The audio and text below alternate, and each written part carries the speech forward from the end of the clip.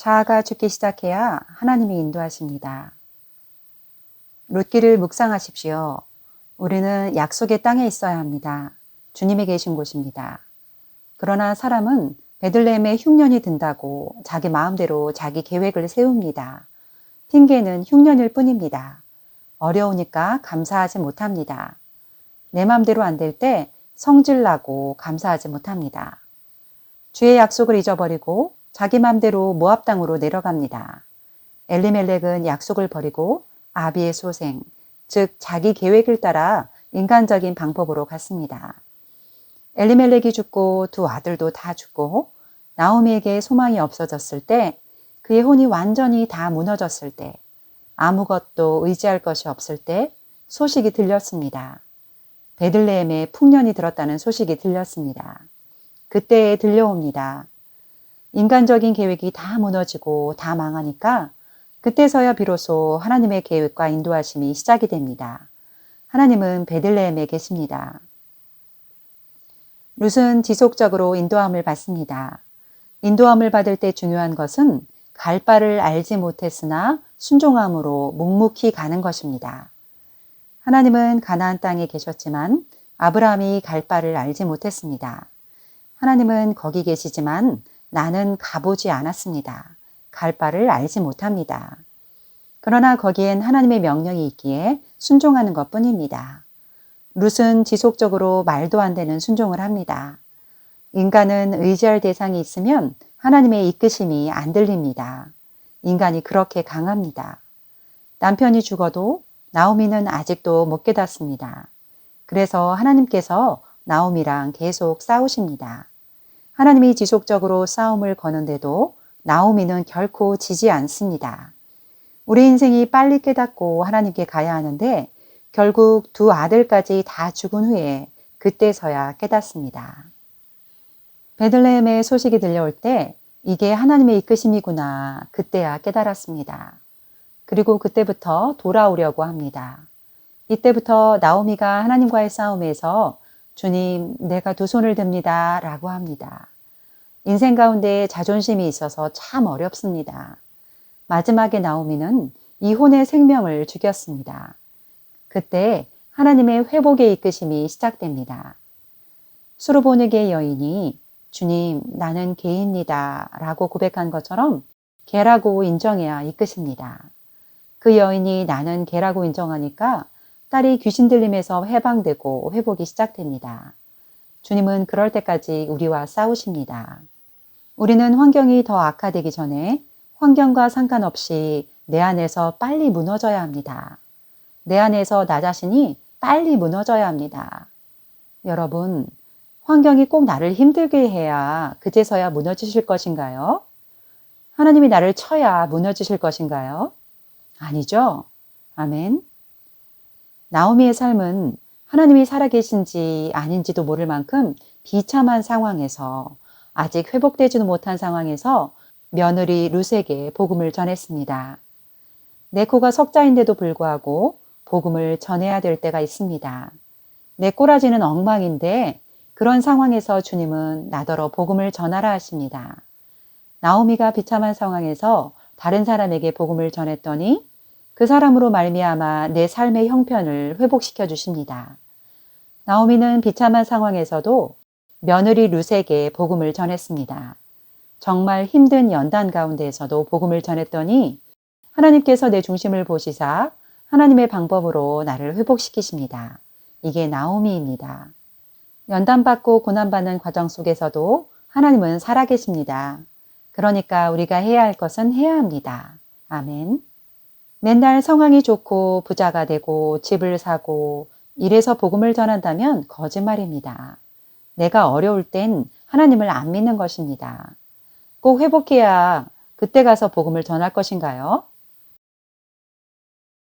형편이 나락에 떨어져도 하나님은 살아계십니다. 나만 인정 안 할 뿐이지 내가 인정 안 해도 하나님은 살아계십니다. 감옥에 갇혔어도 하나님을 찬양합니다. 그런데 희한하게도 거기에 있던 간수가 복음을 전해봤습니다. 주님은 나오미의 회복을 위해 결정적으로 룻을 사용하십니다. 우리는 기분 나쁘면 하나님은 없고 하나님은 죽었습니다. 내 삶의 형편이 나쁘면 하나님은 죽었습니다. 큰 집에서 살아야 하나님이 살아계신 것이고 잘되고 성공해야 하나님은 살아계신 것 같습니다. 큰 집에서 살아야 하나님이 살아계신 것 같은 이런 잘못된 신앙에 젖어 있습니다. 벤츠 타고 동창회에 가야만 복음을 전할 수 있다는 생각, 벤츠를 타야만 하나님이 살아계신 거라는 착각, 그렇습니다. 안 그런가요? 솔직해져 보십시오. 나로 말미암아 내 기준으로 우리는 착각합니다. 내 맘대로 하나님을 살리기도 하고 죽이기도 합니다. 왜 지금은 못 나가고 잘 나가야만 복음을 전할까라고 생각하시나요? 그게 신앙이 없는 것입니다. 거짓말입니다. 아직도 여전히 혼이 끼어지지 않고 하나님을 제한하고 있습니다. 내 안에 생명이 있다면 처한 환경과 상황과 관계없이 복음을 전할 수밖에 없습니다. 생명은 자연스럽게 흘러나옵니다. 내 상황의 초라함이 주님을 제한할 수 없습니다. 내 가난함이 예수를 제한할 수 없습니다. 내 삶의 형편이 예수를 제한할 수 없습니다. 나의 육신의 연약함이 예수를 제한할 수 없습니다. 내가 처한 자리에서 복음을 전해야 합니다. 내가 어떠한 상황에 있든지 복음을 전한 게 나오미입니다. 철저히 무너져서 혼의 생명이 완전히 죽으면 회복시켜 주십니다. 하나님의 살아계심을 알기 때문에 혼의 생명이 죽은 사람은 형편과 상관없이 주를 선택합니다. 하나님을 만난 사람들은 생명의 말씀에 위배되면 결코 타협하지 않습니다. 하나님의 길을 선택합니다. 이게 하나님의 인도하심의 시작입니다. 자아가 죽기 시작해야 하나님이 인도하십니다. 하나님은 베들레헴에 계십니다. 하나님은 보아스의 밭에 계십니다. 거기까지 이끄심을 받아야 합니다. 나오미의 회개로 베들레헴에 돌아오고 룻의 순종으로 결국 나오미와 룻은 둘 다 회복이 되었습니다. 회개한 후에는 순종이 필요합니다. 하나님은 우리의 혼의 생명을 깨뜨리시기 위해서 어떤 상황을 허용할 때도 있습니다. 그 허용이 기쁘다고 해서 마냥 기뻐하지 마십시오. 조심하십시오. 그 허용이 슬프다고 해서 괴로워하지 마십시오. 슬프다고 원망하지 말고 기쁘다고 지나치게 즐거워할 필요가 없습니다. 하나님의 인도가 아니면 다 나쁩니다. 우리는 과하게 일희일비하면 안 됩니다. 여러분, 좋은 일이 생겨도 잠깐만 기뻐하십시오. 딱 30분만 기뻐하십시오. 나쁜 일이 생겼다고 세상 다 산 것처럼 우울해하고 처지지도 마십시오. 아멘.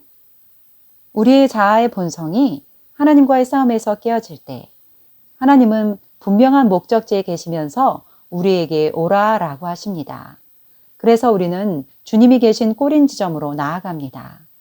어떤 인도함을 받더라도 불평불만하지 마십시오. 그리고 혹 내 계획이라서 하나님이 일시 허용한 것일 뿐인데 하나님의 인도라고 착각하지 마십시오.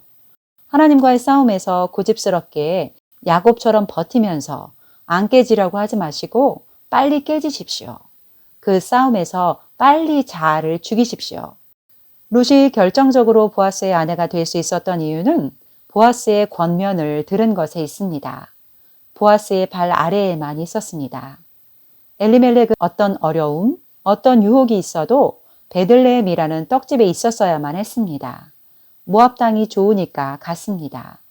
힘이 들어도 약속의 장소를 벗어나지 마십시오. 보아스의 권면을 들으십시오. 제발 위로만 받으려 하지 마시고 주변에 있는 믿음의 사람들의 권면을 들으십시오. 잘못했는데 포장해 주는 게 아니고 실제로 잘했는데 잘한 것을 누군가가 인정해 주는 게 위로입니다. 거짓된 위로에 속지 마십시오. 하나님의 길을 가는데 누군가가 알아주지 않았는데 하나님이 누군가를 통해서 넌 잘해왔어 라고 말하는 게 위로입니다. 삶이 엉망인데도 아니야, 너 잘해왔어 라고 그 소리가 듣고 싶으시죠? 그런 사람은 회개하십시오. 회개입니다. 그건 위로가 아닙니다. 아무 때나 위로만 받으려고 하지 마십시오. 권면받을 때와 위로받을 때가 각각 있습니다. 하나님이 우리에게 싸움을 거셨을 때 빨리 두 손 드십시오. 그래야만 하나님의 이끄심을 경험합니다. 그곳이 우리에게 가장 좋은 곳입니다. 결국 주님의 품으로 이끄십니다. 룻을 가장 좋은 곳인 보아스의 품으로 이끄십니다. 그게 주님의 품이고 계시록에 나오는 새 예루살렘 성입니다. 빨리 두 손 들고 하나님의 인도함을 받아야 합니다. 나오미와 룻은 보아스에게까지 인도하심을 받아야 합니다. 주님은 나에게 가라라고 하신 곳에 그곳에 계십니다. 꼬린 지점에 계십니다. 주님은 내가 순종하면서 한 걸음 한 걸음 가는 그 자리에도 계십니다. 혼의 즐거움을 추구하지 마십시오. 혼이 괴로워도 함께 하실 때가 있습니다. 아무리 어려워도 주님의 집을 떠나지 마십시오. 그곳이 내가 있어야 할 곳입니다. 혹 떠났다면 빨리 주님의 집으로 돌아오십시오. 그게 회개입니다. 주님은 보아스에게까지 이끌어서 결국엔 우리의 환경 가운데에도 열매를 맺게 하십니다. 땅만 차지하는 게 아닙니다. 처음엔 이삭이었지만 이제는 땅을 소유하게 하는 것뿐만 아니라 그 땅을 더욱더 넓힐 수 있는 자식까지 허락하십니다. 영원한 기업을 주십니다. 그게 주님의 인도하심입니다. 주님과 싸움에서 빨리 두 손 드십시오. 주님보다 더 좋아하는 것, 자식이든 부모든 형제든 남편이든 아내든 누구든 그것이 무엇이든 내려놓기 힘든 것을 빨리 내려놓으십시오. 그리고 상황이 어렵다 해도 복음을 전해야 하는 영혼이 있으면 미쳤다라는 소리를 듣더라도 전해야 합니다. 그 복음과 복음을 전한 자 때문에 또 복음을 들은 자 때문에 우리가 회복됩니다. 하나님은 우리가 있어야 할 자리에 이미 가 계셔서 우리에게 오라라고 하십니다. 그곳에 가면 됩니다. 보아스가 룻을 불렀듯이 결국은 주님은 우리를 당신 품 안으로 부르십니다. 방주 안으로 들어오라라고 하십니다. 가나안 땅으로 오라라고 하십니다. 우리는 그곳에 가면 됩니다. 두 손 들고 회개하며 순종하는 마음으로 가십시오. 거기에 우리의 영화가 있습니다. 축복이 있습니다. 회개함으로 모압에서 베들레헴으로 다시 돌아가야 합니다. 회개함으로 돌이키십시오. 그리고 주님의 음성에 순종해야 합니다. 순종함으로 인도함을 받아야 합니다. 돌이키라라는 권면을 들으십시오. 순종하라라는 권면을 들으십시오. 혼의 생명을 죽이라라는 권면을 들으십시오. 비록 실수했다 할지라도 다시 돌이켜 가야 합니다. 여러분의 마음을 주님께 드리십시오. 나오미의 무너진 마음을 드리십시오.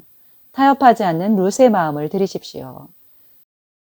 나오미의 두 며느리 오르바와 룻은 우리의 인생을 의미합니다.